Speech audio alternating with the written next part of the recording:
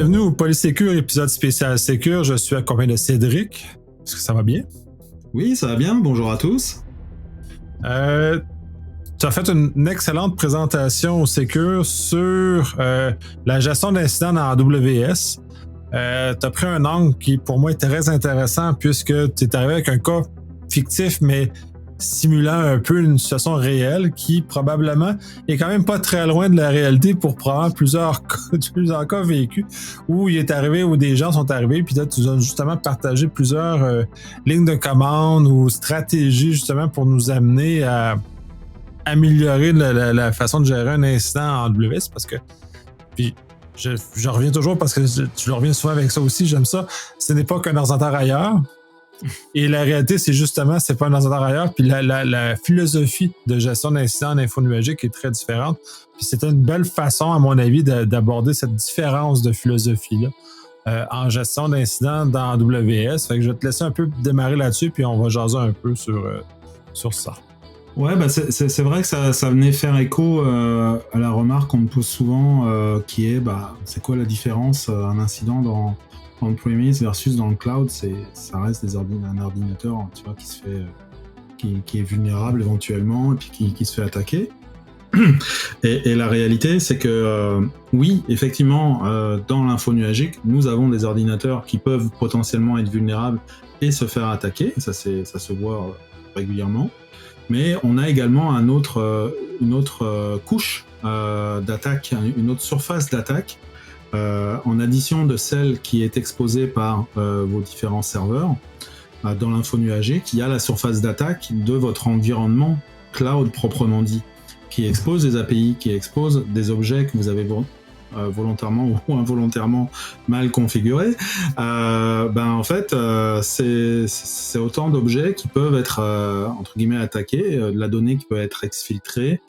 On peut même faire de la persistance au sein de l'info nuagique sans en aucune manière attaquer les serveurs. C'est-à-dire, on peut faire de la persistance, on a des scénarios de persistance dans l'info nuagique, non pas via des vulnérabilités dans des serveurs, mais via des vulnérabilités dans votre environnement cloud proprement dit, donc dans la configuration cloud, qui va vous permettre de déposer du code malveillant dans ce qu'on appelle des fonctions serverless, comme Lambda. Donc on a des fonctions, des méthodes comme ça documentées, qui sont très efficaces. Donc ça, c'est sûr que ça vient en addition de vos vulnérabilités sur vos serveurs, donc ça c'est la mauvaise nouvelle. Ça fait du la job en plus. La bonne nouvelle, c'est qu'il y a des moyens de s'en prémunir, il y a des bonnes pratiques, il y a des recommandations que vous pouvez utiliser. Effectivement, puis c'est ça, puis j'aime bien que tu soulignes cet élément-là parce qu'on est dans un univers de configuration. On parlera plus de vulnérabilité sur des serveurs ou généralement des vulnérabilités sur des services parce que ceux-ci sont plutôt rares. Il y en a eu quelques-unes des vulnérabilités dans les différents clouders, mais c'est pas la norme, c'est vraiment l'ultra exception. Et c'est probablement plus nous, comme utilisateurs et consommateurs de ces services-là, qui reposent sur des vulnérabilités. Puis justement, tu avais mentionné une fait, ouais, les firewalls, ils bloquent les affaires. Oui, mais dans ce cas-ci, on est tous dans des API. Fait que si nos API sont pas correctement protégés ou ils ont justement un frontal qui est efficace devant, on se trouve être exposé, on expose des éléments IP aussi. Tu avais montré des commandes où par erreur, l'individu avait exposé le port 22, par exemple, sur les internets. De voir ça rapidement, de voir comment ça fait qu'on est dans un univers très différent, beaucoup plus fluide qu'on est habitué avec un serveur qu'on va sécuriser et que la surface d'attaque se limite à ce serveur-là. Mais dans ce cas-ci, la surface d'attaque est à l'ensemble de notre exposition infonuagique qui est franchement beaucoup plus grande.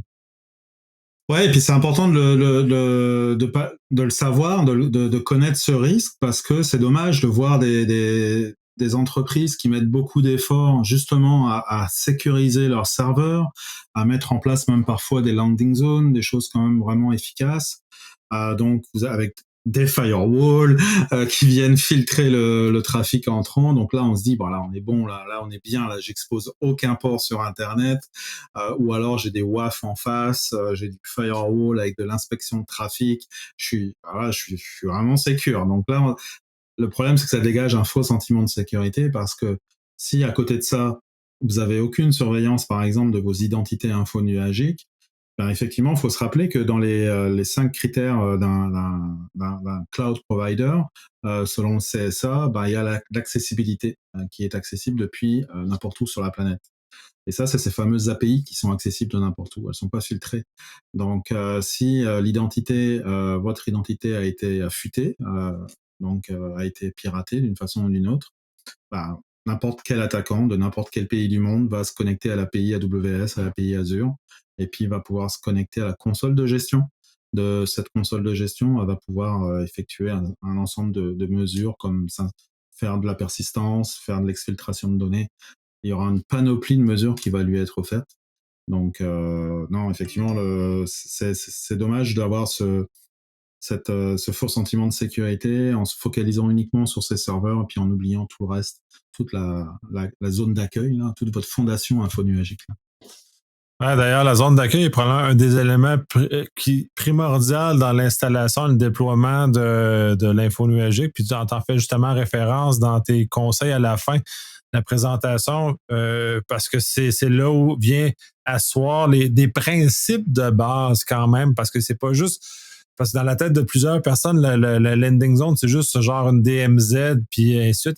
Quand dans la réalité, le landing zone est la configuration de base de l'ensemble des fonctions pures infonuagiques qui servent justement à accueillir notre payload, pas de type on-prem, mais qui est vraiment dans un contexte où vraiment les fonctions, tu parlais de fonctions lambda par exemple tantôt, mais qui sont encadrées, les buckets S3, tout ce qui va autour doit être encadré par la landing zone. Ouais, c'est ultra important. Je pense que c'est un concept qui est encore beaucoup trop méconnu, malheureusement. Donc là, je commence un combat pour le populariser. Je pense qu'il faut vraiment en parler beaucoup plus. En plus, l'analogie, pardon, elle est ultra simple. La landing zone, c'est les plans de votre maison. Quand vous construisez une maison, vous avez beau être un super bricoleur, en général, vous commencez pas avec un marteau et direct et clous là. En général, vous prenez le temps de vous asseoir et puis de dessiner les plans et de vérifier comment vous allez sécuriser la fondation pour ensuite pouvoir construire en hauteur. La landing zone, c'est exactement ça. Vous commencez par faire un plan de comment vous allez sécuriser votre environnement, quels éléments natifs du fournisseur infonuagique vous allez consommer, de quelle façon. Et ensuite, une fois que vous avez cette landing zone, vous allez déplacer vos charges de travail dans cet environnement qui est sécuritaire par défaut. Ça ne veut pas dire que tout va être sécuritaire, va rester sécuritaire dans le temps, mais au moins votre fondation, elle est efficace, elle est propre, elle est élastique, excusez pour l'anglicisme, elle est élastique, donc ça veut dire que vous allez pouvoir au fur et à mesure vraiment multiplier les charges de travail sans avoir de goulot d'étranglement au niveau du réseau, sans avoir de coins morts en termes de sécurité, etc. Et puis, en fait, vous avez une certaine assurance, tout simplement. C'est-à-dire que je pense que pour un ciseau aujourd'hui, c'est quelque chose qui est appréciable d'avoir une certaine garantie que son info nuagique suit des bonnes pratiques. Or, moi, je rencontre encore beaucoup de clients qui, malheureusement, leurs ciseaux n'ont pas tant cette vision, sont obligés de se reposer sur leurs équipes en leur faisant confiance, mais ne peuvent pas se rassurer avec la confirmation qu'il y a eu un blueprint, qu'il y a eu des plans là, qui ont été comme pas certifiés, mais qui ont été recommandés, approuvés par le fournisseur infonuagique. Et ça, je crois que c'est vraiment important. C'est pas quelque chose en plus que vous êtes obligé d'avoir beaucoup de charges de travail déjà dans l'infonuagique pour mettre en place. Au contraire, c'est plutôt dès le début de votre journée to the cloud, au plus tôt, c'est de déployer cette landing zone. Et puis ensuite, une fois que c'est en place, ça va vivre avec l'évolution de votre consommation pendant les années à venir.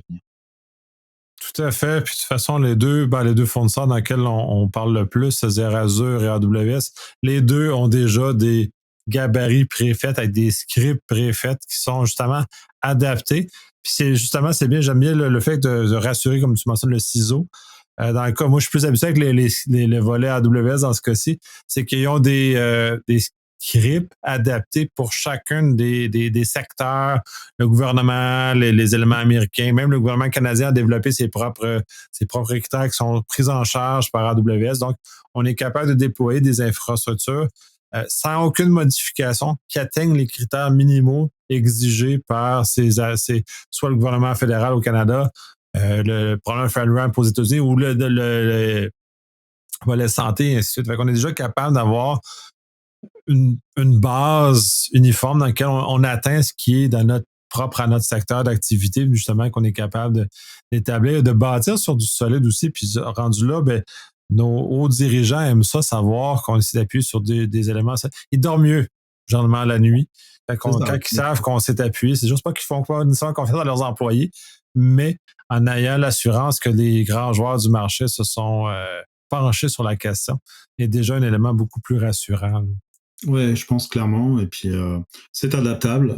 Évidemment, une landing zone, c'est pas quelque chose, c'est pas du un pour un. On a bon, à part vraiment dans des contextes particuliers, là, à des niveaux de sécurité très élevés, mais même là, je vous dirais, il y a toujours des petites particularités. On va pouvoir activer tel service ou tel autre service, ou voir une architecture réseau légèrement différente. Donc, ça s'adapte parfaitement bien, très très bien aux besoins de chaque entreprise. Et chaque entreprise a des besoins spécifiques. Après, vous avez des templates génériques là, qui sont plus adaptés à des contextes publics, à des contextes privés, à des contextes de petites ou de grandes entreprises. Donc, tout est fait sur mesure. Ben, c'est le point de départ, justement. Ça l'amène certains éléments essentiels, dont la journalisation, par exemple, dont la segmentation, dont ces éléments-là amènent. Dans le cas d'AWS, les control towers sont déployés justement pour être capable de cette gestion centralisée qui est incluse et très commode avec AWS d'ailleurs, qui est un énorme facilitant à bien des égards d'utiliser ces éléments-là.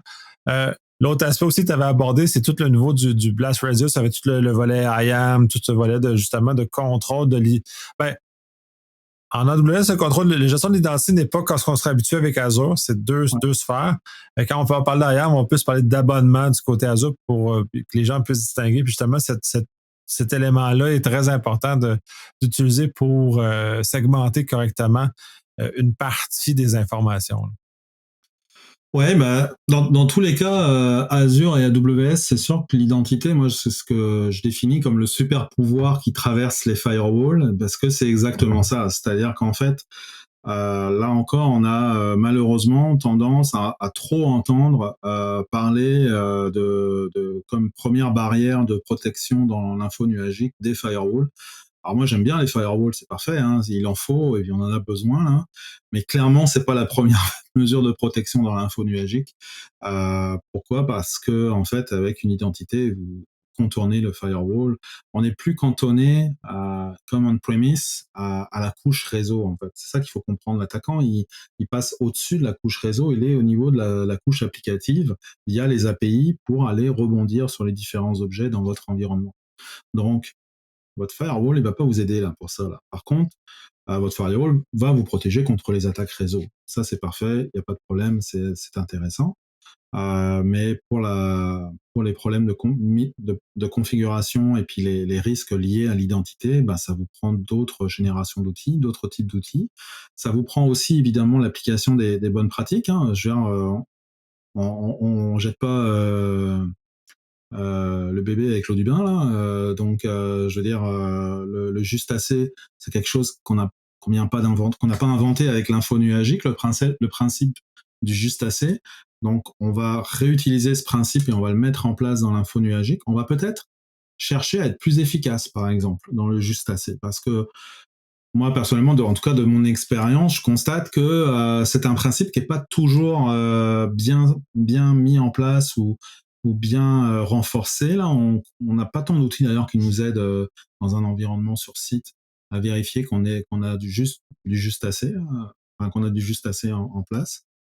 Donc, dans l'info nuagique, on va avoir des outils qui vont nous aider pour ça. Ça s'appelle les CIEM. On a même des solutions natives. Je pense, si on parle de AWS, YAM Access Analyzer. Je suis pas mal sûr que Microsoft nous donne aussi des solutions pour nous aider là-dedans. Avantage en plus avec Microsoft, par exemple, avec PIM de Azure AD, on va pouvoir activer les authentifications à haut privilège sur demande et de façon journalisée. Donc on a vraiment des solutions quand même qui sont modernes là, qui sont dans ces environnements, qui nous aident. Il faut les utiliser, il faut les consommer et il faut se convaincre que l'identité c'était important avant. Ça va l'être beaucoup plus désormais avec l'info nuage. L'identité, c'est une priorité. Si vous gérez pas correctement votre identité, vous pourrez mettre tous les firewalls du monde dans votre environnement. Ça n'empêchera pas que vous vous ferez attaquer et que vous aurez des problèmes d'exfiltration de données. C'est certain. Ouais, ben c'est ça. Puis c'est d'autant plus la gravité de la situation, le fait que les fuites de données, les fuites de mots de passe, ces éléments-là ramènent justement le fait que euh, nos identités valent la peine. Là, tu parlais de PIM chez Azure, puis c'est un élément essentiel. La dorsale Azure AD est quand même très robuste. Là. C'est Ouais. globalement, puis elle est probablement identité as a service, une des meilleures sur le marché à l'heure actuelle, justement, puis tu le mentionnes dans ta conférence. Utilisez cette structure-là. Si vous l'avez, utilisez-la pour vous brancher dans AWS parce que vous allez avoir un gain énorme. Là.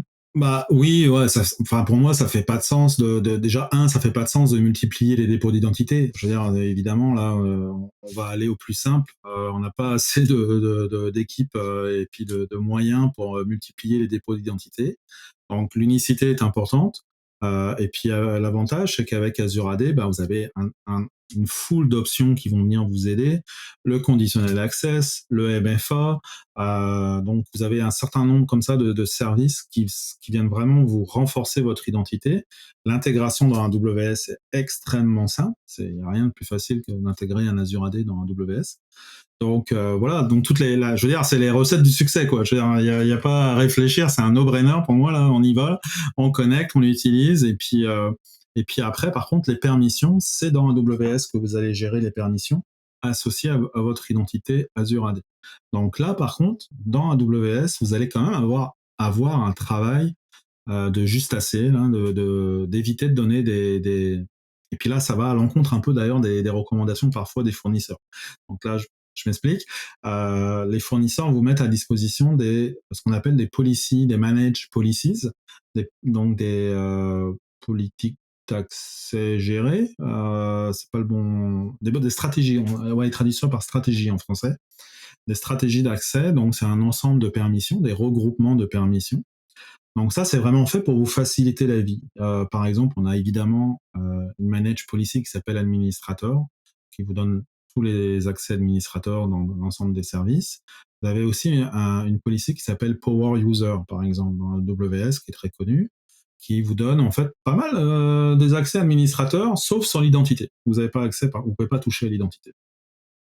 Bah, ça, c'est fait pour faciliter la vie du consommateur qui veut avoir rapidement pouvoir travailler, puis sans qu'on soit trop embêté avec les accès.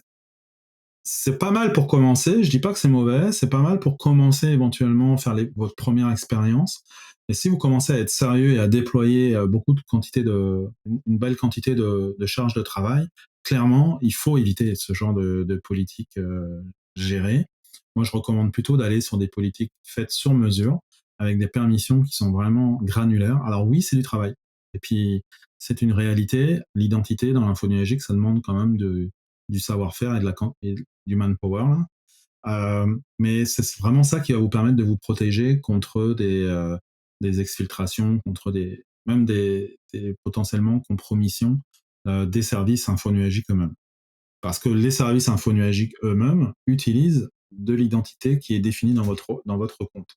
Il y a eu l'exemple, une vulnérabilité qui touchait Glue, un service qui s'appelle Glue dans AWS, qui est un service d'ETL, de transformation de données.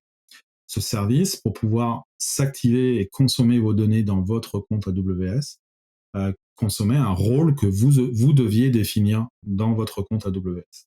Par défaut, le rôle proposé est un rôle administrateur bucket S3 sur l'ensemble de vos buckets. Ce qui est pratique, c'est-à-dire que vous associez en fait les permissions avec ce rôle, et puis le service Glue pouvait donc transformer la donnée vers ou depuis l'ensemble de vos buckets S3. Mais aviez-vous besoin d'ouvrir l'accès à tous vos buckets S3? Pas forcément. Peut-être qu'il y en avait un ou deux seulement des buckets S3 que vous vouliez utiliser avec Glue. Donc à ce moment-là, faites une policy sur mesure, le service va fonctionner tout aussi bien. Et puis, vous avez l'assurance que, comme dans le cas présent, il y avait une vulnérabilité avec le service GLUE, et a priori, elle n'a pas été exploitée, donc tant mieux. Mais si jamais elle devait être exploitée, ça va limiter en tout cas le blast radius, encore une fois, à seulement une quantité limitée de bucket S3. Ouais, on revient toujours à ça, puis la réflexion, elle est toujours de limiter, puis c'est pour ça que le zéro trust c'est d'autant plus important en info nuagique, justement, parce que on essaie de limiter la portée parce qu'on a des services qui maintenant se consomment par des API, pas par des ports réseau, pas par des vieilles stratégies. On est vraiment dans des appels REST classiques qu'on peut faire ou en ligne de commande, tout ça. Puis dès lors, dès qu'on a une identité, on est capable d'interpeller le service. Tu parlais du service plus dans ce cas-ci, ben lui, s'il accède à l'ensemble des buckets S3, ben essentiellement, tous nos données sont visibles si je réussis à mettre la main sur ce service glue-là à ce moment-là. Donc, c'est démesuré, mais les gens ne mesurent pas. Puis c'est ça qui est étonnant encore de nos jours en 2023. On ne mesure pas à quel point les conséquences du surdroit, de trop donner d'accès ou trop donner des choses au service. Aux services, aux users ou parfois même à des partenaires. Il y a des partenaires qui demandent des accès dans vos comptes et qui vous demandent des droits qui ne font pas de bon sens. Donc, ouais, la mauvaise nouvelle, c'est qu'effectivement, ça demande beaucoup d'attention et un certain travail pour maîtriser l'ensemble de ces permissions. Il y a des statistiques incroyables, d'ailleurs, sur le nombre de permissions managées qui ne sont non utilisées dans les environnements cloud. Je ne sais plus dans quel rapport, je pense que c'est peut-être Palo Alto qui avait fait avec Prisma Cloud, qui avait fait un rapport là-dessus qui était assez fantastique, là. C'est incroyable, le nombre de permissions non utilisées dans l'info nuagique. La bonne nouvelle, par contre, c'est que pour nous aider justement à gérer ces permissions de façon efficace, on a l'automatisation. Tu en as parlé. Effectivement, on a la chance de pouvoir utiliser de la ligne de commande, mais surtout plus que ça, du langage, des langages de programmation pour coder notre identité. Et ça a énormément de valeur parce que justement, dans un contexte où on manque de moyens dans notre équipe, dans nos équipes sécurité, moi je connais personne qui est venu me voir, je connais aucun client qui est venu me voir en me disant ah mais moi j'ai trop de gens dans mon équipe sécurité là, je suis en overcapacité là, je veux dire franchement on s'embête, nous on fait barbecue tous les jeudis après-midi parce qu'on s'embête dans la sécurité, non ça existe pas là, je vais au Québec, on le sait, on est tous en sous-capacité et puis pour nous aider à gérer ces identités, utilisons l'automatisation, codons nos identités avec des langages. Au début, il y a une courbe, d'apprentissage qui est douloureuse. On va pas se le cacher. Il faut mettre en place des pipelines, il faut mettre en place la connaissance, former les équipes. C'est un peu douloureux au début, mais alors je peux vous assurer que sur le long terme, c'est incroyable parce que il y a un truc que j'ai appris très jeune en tant qu'apprenti développeur, c'est que le copier-coller, ça fonctionne numéro 1. Et puis, le copier-coller, il va vous aider énormément parce que vous allez réutiliser des bouts de code, vous allez avoir des bouts de code documentés, fonctionnels pour tous les types de situations. Et puis, un nouveau consultant, un nouvel employé qui arrive, lui attribuer des droits, c'est pas plus compliqué que de faire des copier-coller, des bons blocs qui vont bien ou d'utiliser des modules déjà préprogrammés. C'est ultra simple, c'est ultra rapide. Et surtout, c'est répétable, vérifiable. Vous n'avez pas d'erreur. C'est pas j'ai fait des trucs en console, je sais pas trop quoi, et puis je suis incapable de le reproduire. Non, là, vous avez la traçabilité. Et puis aussi dans un contexte, faut quand même y penser, dans un contexte de turnover, de marché très agressif. Si votre spécialiste il vous quitte, vous avez tout ce qui est fait là et persiste, reste dans l'entreprise, est codé, disponible pour le successeur qui peut reprendre le travail exactement là où il en était. Ça a une valeur, je pense aujourd'hui, on le sous-estime, on n'y pense pas assez, mais pour l'entreprise, c'est stratégique. Ça a vraiment une valeur stratégique selon moi. Énormément, énormément. De toute façon, moi, je préfère même aller plus loin que juste copier-coller. C'est de faire des scripts qui s'appuient sur une base de données ou un élément similaire là, qui automatise ce genre de choses-là. J'adore énormément ce principe-là. Je fais juste saisir mes données justement dans un fichier plat parce que je n'ai pas assez de données pour justifier de monter une base de données pour ça. Genre un JSON ou un YAML là, qui est là puis qui me sert de pseudo base de données, puis mon script il roule à toutes les heures, puis il fait juste réactualiser par rapport au contenu de la base de données. en ajoutant ou en retirant ce qui a été chargé en base de données. Donc, mon effort personnel, il est limité à m'entretenir que je ne fasse pas d'erreur dans la base de données et que le restant suit, le restant tout se mécanise. Mais bon, bref, c'est des. Là, on descend dans l'énorme détail, là, mais oui, le plus on peut se sauver du travail qu'on répète régulièrement. De toute façon, je pense que c'est dans une conversation avec des gens de chez Google, par exemple, qui disaient que les analystes du SOC chez Google, leur façon d'opérer, c'est que le matin, ils répondent aux alertes de la veille et l'après-midi, ils codent pour ne plus avoir à répondre aux alertes qui ont répondu le matin. C'est systématique comme ça. Fait que les autres, c'est exactement ce que je recommande. C'est marrant, je ne savais pas d'ailleurs cette anecdote de Google, mais c'est exactement ce que je recommande. L'avantage dans l'info nuagique, c'est que les alertes que vous recevez, donc là, si on parle AWS dans Security Hub, ça veut dire que c'est des contrôles de détection qui vous ont alerté, qui ont permis de lever une alerte. C'est bien, il faut avoir des contrôles de détection. Mais à la seconde où vous avez une alerte, vous devriez systématiquement déclencher la mise en place d'un contrôle de prévention. Sinon, vous allez continuer à être floudé à longueur de journée et puis vous y arrivez pas, quoi. C'est comme les SIM un peu, si on veut faire une analogie. C'est bien d'avoir un SIM, mais si vous faites pas ce travail d'entretien continu pour lutter contre les faux positifs, bah, vous perdez la valeur de votre SIM en fait à la fin parce que vous en avez trop et puis vous le gérez pas vraiment. L'info nuagique, vous avez la possibilité quasiment pour tout de mettre des contrôles de prévention, comme tout est dépendant d'une API. Bah, c'est ça la magie. Vous pouvez à peu près tout coder comme scénario, soit de prévention, soit de réaction automatique. Il y a aussi des beaux scénarios de réaction automatisée qui vont permettre de, par exemple, quelqu'un qui crée un bucket S3 public par erreur, automatiquement vérifier le tag. Si le tag n'est pas correct, transformer ce bucket et le repasser en privé, envoyer un petit courriel, générer un incident dans Jira, et hop, c'est fini et personne n'a touché à rien du tout, ça a été full automatisé. Ça, c'est parfait, quoi. C'est ça qu'on veut pas. Et t'as utilisé l'anecdote justement de ce type-là où il t'est arrivé un malheur en faisant exactement ça. Ah, ok. Que t'avais ton site, le site web était sur Bucket S3 qui était public qui s'est retrouvé à être fermé par erreur. Faut bien gérer les exceptions par contre pour le coup, d'où le tag. Faut pas et ça c'est le problème d'ailleurs des contrôles de réaction automatique. Pourquoi on en a toujours moins que des contrôles de prévention, c'est que non, c'est pareil pour les préventions, c'est que il faut avoir des cas d'usage qui soient vraiment béton. Là. Évidemment, il faut que ça soit, faut qu'on puisse gérer les exceptions dans ce cas d'usage. C'est pas un coup c'est oui, un coup c'est non. Parce que ça c'est la réaction humaine, c'est pas la réaction automatisée. La réaction automatisée c'est 0 ou 1.